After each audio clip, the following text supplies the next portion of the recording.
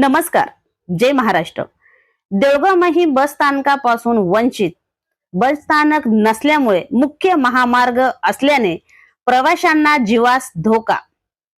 तालुक्यातील देऊळगाव येथे सर्वात मोठी बाजारपेठ असून येथे दररोज हजारो नागरिक येतात आणि जातात, परंतु त्यांना जाण्यासाठी बस आहे, पण बस स्थानक उपलब्ध नसल्याचे बस स्थानक नसल्यामुळे मुख्य महामार्ग असल्याने प्रवाशांना जीवास धोका निर्माण झालेला आहे. अनेक नेते आले आणि गेले, परंतु बस स्थानकाची समस्या आज पण कायम आहे. गावात तत्काळ बस स्थानक व्हावे या मागणीसाठी भाजपाचे कैलास राऊत यांनी अनेक निवेदने आणि आंदोलने केली, परंतु नेत्यावर कोणताच परिणाम झालेला नाही.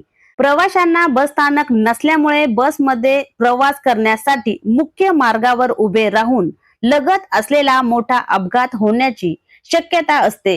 तालुक्यातील मोठी बाजारपेठ असताना सुद्धा कोणीही दखल घेण्यास तयार नाही. देऊळगाव लगत खेडे गावात संपर्क या बाजारपेठेत आहे, त्यामुळे महिला व पुरुष खरेदीसाठी येतात. या जनतेसाठी आजपर्यंत ग्रामपंचायतने आपल्या सोयीसाठी उपाययोजना केल्या नाही. खरेदीसाठी येणाऱ्या लोकांना प्रवासी निवारा व मुत्रीघराची सोय करण्यात यावी अशी मागणी नागरिकांकडून होत आहे.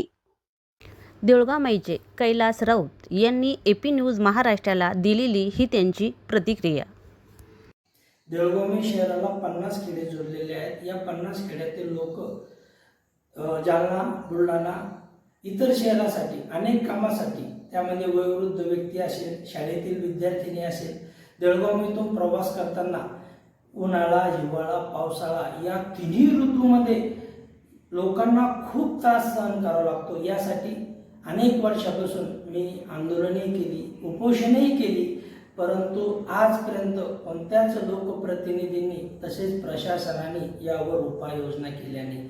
मी लोकप्रतिनिधी व प्रशासनाला या व्हिडिओ मार्फत विनंती करतो की लोकांच्या जनभावना समजून की देऊळगाव रोडवर उभं राहण्यासाठी सुद्धा जागा नाही, यामध्ये अपघात होऊ शकतो, किती लोकांना अपंगत्व आलं, यासाठी लवकरात लवकर बस स्थानक तसेच किंवा लोकांना बसण्यासाठी तरी देऊळगाव जागा करावी अशी एक विनंती करतो.